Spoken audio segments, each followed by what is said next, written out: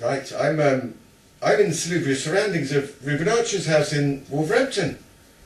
We're going to drink wine and talk about well all his personal sins really, which intriguingly is the title of his brand spanking new solo album. That's out. When's it out? 19th of August. 19th of August. Yep. And I say solo album, but it's got a kind of supporting cast of it's a kind of A to Z of the rock world almost, isn't it? Yeah, there's quite a few eminent players on it. A few eminent ones. Yeah. Yes. I think that's what they call them. Eminent, yes. Yes, so who's the singer? I don't know. Sorry. Yes, which of course, so we will be discussing this because it's kind of been in the pipeline for a while, isn't it?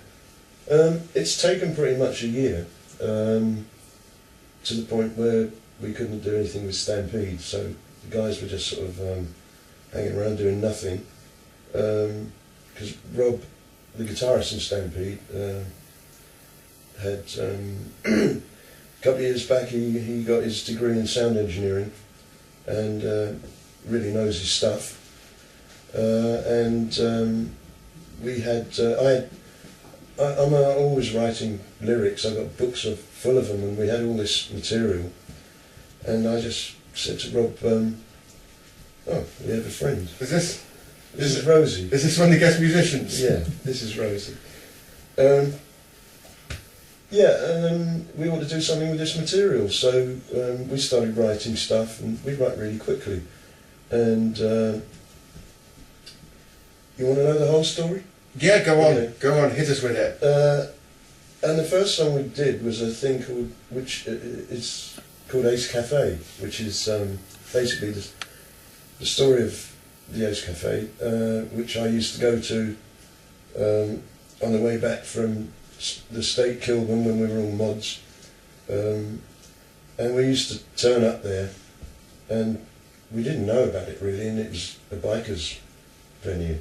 Oh yeah, a good one. It started out as a transport cafe after the war, when they built the Mill Circular, and they put this cafe in to service the trucks coming into London to rebuild London. And then it was bombed behind, because that's the goods depot where everything comes in on the train for London and then gets dispersed all over the country. So it had a lot of bomb damage, so it closed for a while. And then it was rebuilt as quite a nice restaurant, and it became a garage with about 12 filling pumps in. And and then it's kind of reverted back to a kind of greasy spoon. And that's when a lot of the bikers used to go there when they were coming back from places. And we happened to be there on this night coming back from the State Kilburn, and turned up on scooters. Vespas, and we went in there and didn't realise what we'd walked into, and these guys were standing outside with these Harley Davidsons, BSAs and Triumph, and looking at our things, what the hell's that, bloody hairdryer, because they looked like Pifco hairdryers and sounded like them. So we what's going to happen here? It was quite scary, but they were fine. And we used to go back there every now and again, and one of the things they did in there, which is in the song, is the bikers used to put a record on the jukebox, run out, get on the bike, fire it up a mile down the road, round the Hanger Lane gyratory system, and back again, and they used to try and do it before the record finished. And so many guys got killed doing that. It was it was bad. But you need to be putting on a King Crimson song for that one, Yeah, a long one. Yeah, but I don't think there were too many around then. There were sort of Billy Fury and things like that, 3-minute singles. But and then one day we were there on our way to on our way back from Margate, because everybody used to go down there. It was the Mods and the Rockers thing. Yeah, it was. And we pulled in there to get a fried egg sarnie and a cup of tea, and there was this noise coming down the road. It sounded like an aeroplane. And there was about 100 of these bikes, all coming back from the coast, and parked up, and it was just an incredible looking scene. So the song is basically about the origin of the Ace Cafe, what went on, and these bikers coming back. And so that was the first one we wrote and recorded, and we thought, well, that was quite good. And then we had a lot of other ideas that started to emerge. And I said to Rob, look, I'm going to call Quinny from Saxon to do the guitar solo on this, because it's kind of similar to one that I used to do in the track called Mean Gasoline, which was about a race between a bike and a car. And we wrote that on the Saxon tour, because we needed something. We saw what Saxon were doing in Wheels of Steel, and we thought, we need something like that. Yeah. For the kids, because all our stuff was wrong for that kind of... And it would have been very wrong if you'd have written a song about a Vespa. That would have been a terribly wrong thing to do. I think it would be quite good, actually. Yeah. It would. Just have good security, then you'd be fine. I mean, the Who might get away with it. Yeah. Yeah, so I called Quinny and, so I've got another track as well, which we've already got the bass down on, and Derek Holt from the Climax Blues Band's done that, and it's a bit of a blues. Oh, I want to do the blueser. So we sent him 3 tracks, and he ended up doing the 2. He didn't have, they were recording with Saxon, so he didn't have the time, but he did Ace Cafe, and he did the blues track, which are great, I'm really happy with. And then I just thought, well, I'll keep on going, so contacted other people. I met Harry, where you've been today, over at Mad Hat Studios. We were mixing in there, and Harry had just been doing some drum stuff. Because of course it's Harry James Thunder and Harry James, Magnum drummer nowadays, and everything else, yeah. And he was finishing doing, a bit like today, he was finishing doing the drums on a Magnum album. And I said, look, I'm doing this thing, would you be interested in playing some drums? Yeah, let me know. And he came up and put the drums on 3 tracks. What a guy. Got to be one of the best rock drummers. He is a hell of a drummer. A machine. Yeah. He just works his way through each... the guy's incredible. And, you know... And then I just thought... I was down visiting my daughter who manages, Lauren, and she manages Touchstone and Voodoo Six and a few other bands. And we went to the Crowbar to meet Malcolm Dome and Dave Lean, and I was getting some drinks at the bar, and Luke Morley was there just getting his drinks, and I said, you know, Luke, do you fancy doing a track? And yeah, send me the stuff.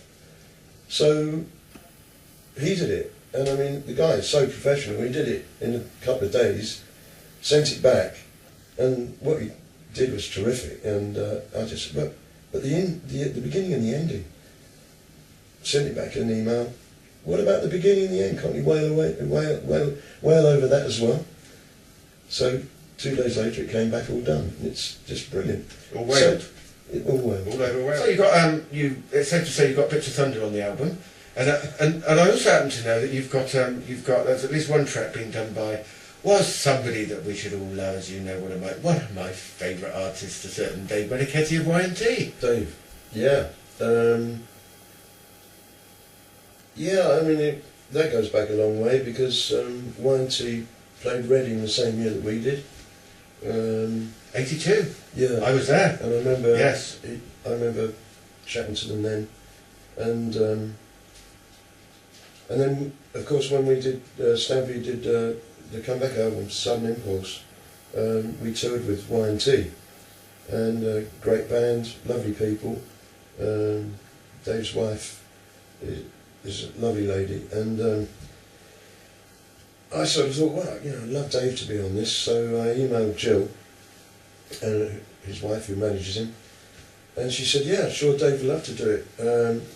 Why don't you email him direct? So I did, and he said, yeah, I'll do it, but we're, you know, they're always working. They are. They never stop. I mean, they're always playing somewhere in the States or European tour or somewhere.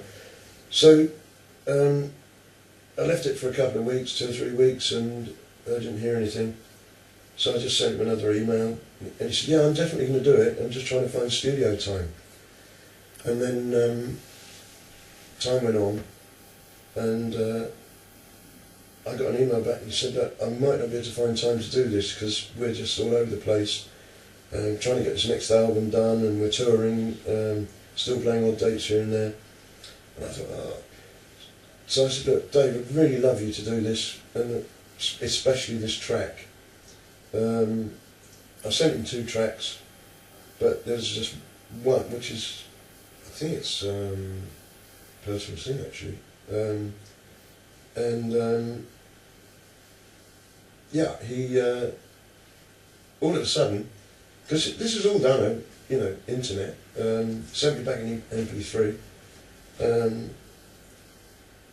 I just managed to do it.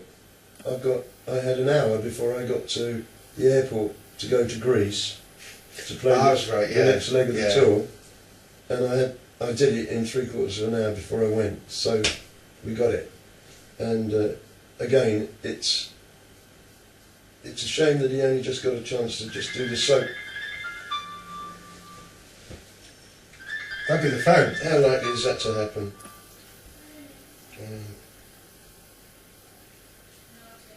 I'll switch it off. Better edit that bit. No, I like that.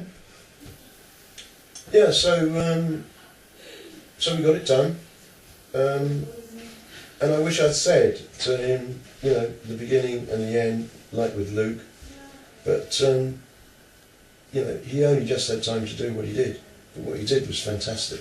I was going to say, because you did send me that one, was it towards the end of last year? Yeah. And it was, I did have a listen, it was, yes, it's a hell of a track. And the way the solo comes out of it just rises, it's really, really good. It is unmistakably him.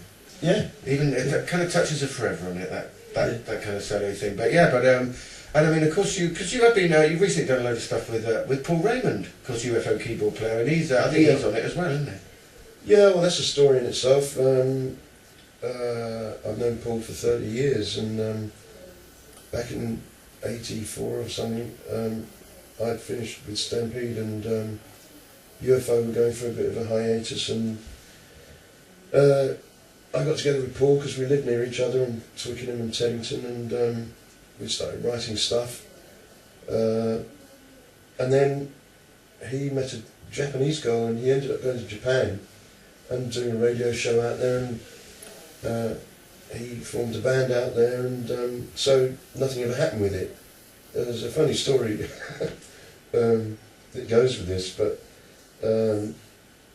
so he called me up and said, look, I've got this track that's going on my album, and every time I do anything on it, I sound like Lionel Richie. So, so can you do something with it? So he sent me the track, which is basically, it's quite a short thing, beautiful piece of keyboard work. So I wrote some lyrics and went into Mad Hat and recorded it, and he put it on the album, on his album. So that came out not so long ago. And then he called me up and said, well, I'm going out on the road, can you do the vocals? So I thought, well, you know, I'm in the middle of this solo thing. Yeah, okay. So, and then he went off to America with UFO, and where's the band? Because it wasn't going to be the original PRP lineup. Only the bass player could do it. Mark Coles, who's great. And so I ended up putting the band round him. So I used Rob Wolverson from Stampede, and Neil Ablard, drummer from the Dreaming Tree, who's decked for Stevie when he couldn't do the Stampede gigs, and Mark Coles from the original PRP lineup, and of course Paul. And we rehearsed, got it together, and did the borderline, packed out, great gig. I had real bad throat problems, but that was the only thing that marred it. But then we did a few more gigs, and I guess we'll do some more. But you know, that's all depending on what UFO are doing. And well, that's the thing, isn't it? But I did, yeah, because I did actually have the album on one of my rock shows with Paul on it, and it's a very good album. Yeah, it's different. He's a good songwriter. You know, I mean, I think he probably is the. Not sure about it, but I think he probably is the main sort of stay of the songwriting in UFO. But you know, he's been with the band 36 years or something. It is a long time. Yeah. Did he used to be a mod?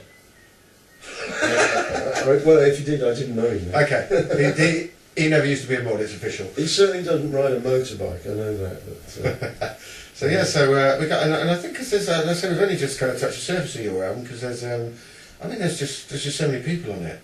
It's just, yeah, I mean, apart from Quinny, the next one I contacted was Rhino. From Crow. Yeah, John Edwards, Rhino, because I've known him for 30 odd years, and I was actually with him the day he got the job in Status Quo. I was doing nothing at the time, and I just laid a patio, and we met in a pub, local pub, Builders Arms in Teddington, and he said to me, "Someone just told me you laid a patio." So I said, yeah. He said, "Well, I want one. I've just moved into this house in Teddington." So I said, "Okay." So we went round, checked out what he wanted, ordered it all, and I went round on this day and started preparing it all, and he was helping. And then his wife came out and said, "Someone on the phone." So he went in, took the call, and he went, "I've got to go." He said, "I'll be back later." And he went. So I was left to lay all these bloody great flagstones and stuff. And by 5:30 I'd done it. And he turns up. That's handy. So he said, "Come in the house, come in the house." There's a bottle of wine out. "I got it." "Got what?" I said, "Got the gig." "What gig?" "Status Quo." So that's where he'd been. He'd already been for one audition. This was the second one. So he got the gig on that day, and I stayed friends with him. You know, we don't talk that often, but we've kept in touch, and called him up, told him about it. Yep, send the stuff, and he did 3 tracks, I think. Did a great job. So he did 2. One of them he just said he just couldn't get his head around, and he did 2, and did a great job. And the good news is, when you buy the album, you get a voucher for a 10% discount off a patio as well, don't you, I believe? I'll tell you what, that was a backbreaker. It really was. They are. Even lifting all those slabs is bad enough without laying the damn things. Yeah. He got out of that one really well. It did, didn't it?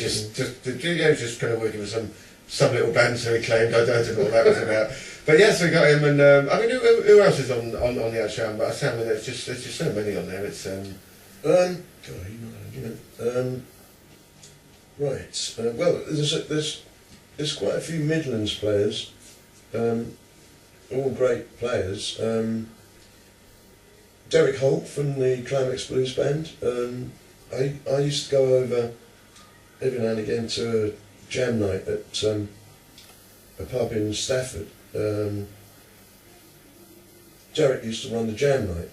Oh yeah, that's right, yeah. And they're all good players over there. You've got Colin Brown from Barclay James. You've got the keyboard player from the Climax Blues Band, Derek, of course. And I go over there with a friend of mine called Vinny, and we'd take a couple of guitars and get up and play. Derek, you'd be in there having a drink, and Derek would say, "Come on," and you get up. And one night we were over there, and there was this young drummer, 22-year-old guy, and we got up and started playing this shuffle, and the groove was just incredible, and we played 2 or 3 numbers, and the crowd just went berserk, and it was like, where did that come from? So I got this drummer's number, because he made it. I mean, and it's Joe Blanks, and I kept in touch with him, and asked him to do a couple of tracks on this album. He's done 3, and he is just amazing. I mean, he's like Keith Moon, but alive. But alive. He's alive, yeah, very much. Yes, and they've stayed for his family are terrific, and he's got his own studio. His father built a studio, and got a lovely place in Stafford, and we went over and shot the video for Play My Rock and Roll there, which Joe plays on. And yeah, it's an ongoing thing, and I think Joe probably will be playing in band when we put it together. So yeah, there's him, and then there's a guy called Al Cornell, who is a professional drum teacher and plays in several bands up here. He's on a couple of tracks, and it's quite funny about him because he plays on the one that Paul Raymond's on. And when I sent the track to Paul, he said, he called me up and he said, "Is that John Eisman on the drums?" Because he's very... As in the old Coliseum guy? Yeah. Yeah. And that's a bit of a nice comparison. and then there's... wow, I need an album to tell you who's on it. Of course, Neil Murray. I sent him... I've got this thing on there called Reuben's Blues, which is starts off quite bluesy and then goes into a full out-and-out rock track. And I messaged Neil and he said, "Yeah, send it over." And again, totally professional, great job. You know, these people are amazing. I know, and if it's got, and what the hell, if it's got Neil Murray on it, that's a stamp of approval as far as I'm concerned. Yeah, I don't know what I'd have done if you'd said no. I'd have started thinking, is this going to be all right? But I mean, again, I've known Neil for 30 years, and I did 2 Whitesnake tours when he was in Whitesnake with Lionheart, and he was a great. He scared the life out of me one night because, I mean, in those days, rock was a very ageist business to be in. Oh, it was, yeah. And our PR in Lionheart, the PR was always saying to me, "Yeah, well, you know, I was quite a bit older than the other guys. Yeah, well, you know, you're 36. Yeah, okay." And I was good, 8, 9 years older than most of the other guys, and I was coming out of the dressing room, a big gig somewhere, I can't remember where it was, with a big long corridor under the stage, and Neil was walking up the alleyway and I was crossing over to go find the loo, and he went, "Reuben," he said, "I just bought this book in foils." Oh yeah. W.H. Smith. He said, "I didn't realise how old you were." So I said, "Well," I thought, "Oh my God, how old am I?" So I said, "Well, look," and he got this beginning of this chapter. It's a book by the Yardbirds. I was right, yeah. About About themselves. our key stuff and everything, wouldn't it? And the chapter reads, "Reuben Archer and Eric Clapton frequented Richmond wearing bouffant hair and plastic Macs," which is quite true. Which that dated me immediately. It would. So I said, "Well, look, Neil, can you keep it?" He said, "Just, your secret is safe with me." He never said anything, ever. He's an absolute gentleman and a really nice guy and an absolute consummate musician. He is. He's quite incredible bassist. Like I say, he was. Yeah, I loved him in Whitesnake. He was, and his ligging was also legendary, of course. Yeah, he did. Yeah, we all did, but I mean, he did a bit more than all of us. Put together. You know. No, he's. I mean, he's mainly a phenomenal musician. That's the thing with him. But yeah, so I said we got him on, and then of course you also got Rocky Newton. Of course. Yeah, but the other thing about Neil is, again, we met him again when we did the Gary Moore tour. Oh, of course, He was in that. So, yeah. Yeah, so you, yeah, Rocky, Rocky's... Of course, people know mainly from when he played with Schenker, I assume, is the, it's kind of most well-known gig, probably, isn't it? I mean, obviously Lionheart, that's where I knew him from. Yeah. And he's played with a few other people as well, but, yeah, mainly the Schenker thing, I think he did that for about 5 or 6 years. Yeah. Of course, that was with, in the Macaulay Schenker version, wasn't it? Yeah. Thing? Yeah. But I mean, he is a great bass player and tremendous voice as well. He's got, I mean, I think his hero was always Glenn Hughes. Oh yeah. And he loved trapeze. Don't we all? But he's got this incredible high range. I always thought, I think he was a Paul McCartney fan as well, but, he had this kind of Paul McCartney sound. And he doesn't actually sing on this. He plays bass, but he did a great job. He's on the single, the double A side. He's on Play My Rock and Roll, and he's in the video as well. So they'll be able to, yeah, and of course, because we should mention that double A side, because that's kind of coming out obviously first being a single. Yeah. So that's going to come out. That's going to be the first thing people hear, really, isn't it? I suppose so. Yeah, we had a lot of fun doing that. Again, it was done at Joe Blank's studio and around his house and that. It's a tongue-in-the-cheek, fun video. I just didn't want to do anything to sort of I don't know what you say. You know, up your own arse, that kind of thing. We just wanted a bit of fun. Yeah. You know, the whole thing's been fun. Yeah. That's the idea of it. There's no fun, then there's no point doing the music. Yeah. You've got to kind of enjoy it. But I mean, you did kind of touch on it with a band. But is this one going to go out on the road as well? Yeah. We've we were actually going to do the Borderline in the week after the release date, the 19th of August. But that was, I think the gig would have been the 23rd. But it's a bank holiday weekend, which means everybody will exit London. Go off at the seaside. And also, I wanted guests. The only one that could make it was Harry, because Harry James was not doing anything that particular weekend. Rhino's away on holiday, Quinny's away on holiday. It's the holiday time, people aren't touring. So we're gonna leave it till October. The first date we're booked in is at Merton at the at the Manor Club. Yeah. So we're going to do that one, and I'll probably do a Borderline shortly after that, and then see what Lauren books. But we're definitely taking it. And in fact, there's been a lot of interest in it. I've had emails asking, you know, when it's going to be ready. So we've got to start rehearsing. We are going to start rehearsing the end of next week. With it'll be Rob. At the moment, I've asked Alan Nelson on keyboards, who was the original keyboard player in Stampede. Oh yeah, of course, yeah.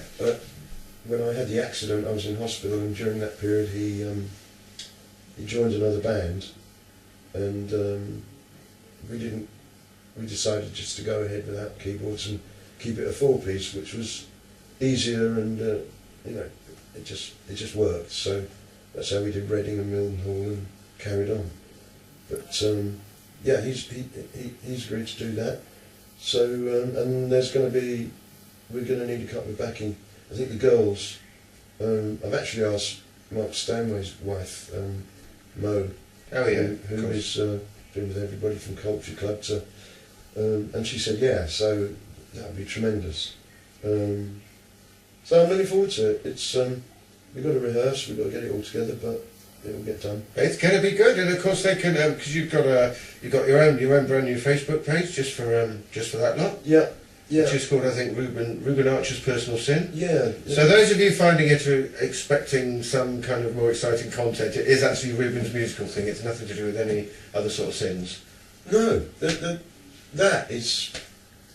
I was racking my brains for a title, and I always had that name in my head. It was, somebody said to me, oh, they were talking about, well, actually it was drugs, and they said, oh, well, his personal sin is, you know, it's going to kill him in the end. And I won't say who it was, but everybody will know if I. Probably best you don't.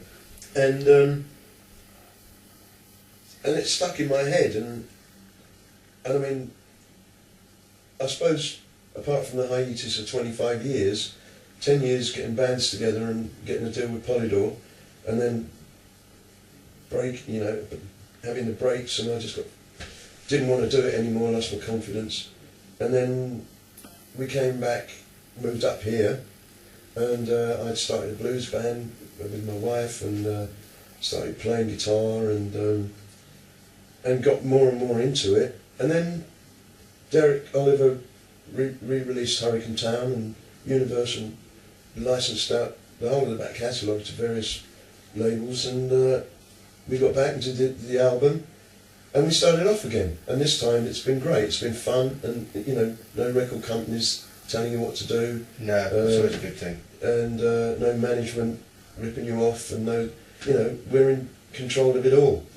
And especially now Lauren and I have started this new label, which we've done for several reasons,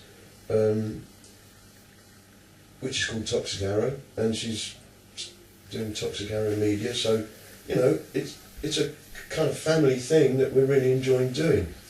But the whole period I've done all this, in the early days, none of us had any money. It was a struggle to get bands together, find money to rehearse, money for gear. Sleeping in bands and all that fun bits that went along with it. It was all of that.